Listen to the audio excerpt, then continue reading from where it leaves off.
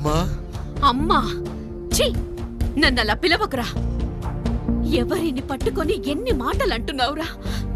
రాయికి వరమిచ్చిన రాముడు దేవుడైతే, ద్రౌపదికి చీరిచ్చిన కృష్ణుడు దేవుడైతే, నాకు బిడ్డనిచ్చిన ఆయన కూడా దేవుడేరా.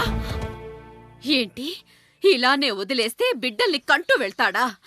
అసలు ఆయన కంటూ సొంతంగా ఒక్క బిడ్డ కూడా లేడు.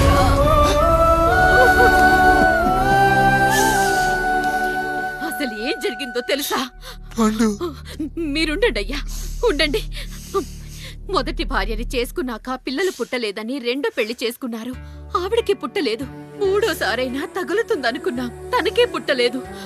పిల్లల కోసం పెళ్ళాలని మార్చాడే కాని వాళ్ళని వదిలేయలేదురా. అదిరా మా పెద్దయ్య మనసు.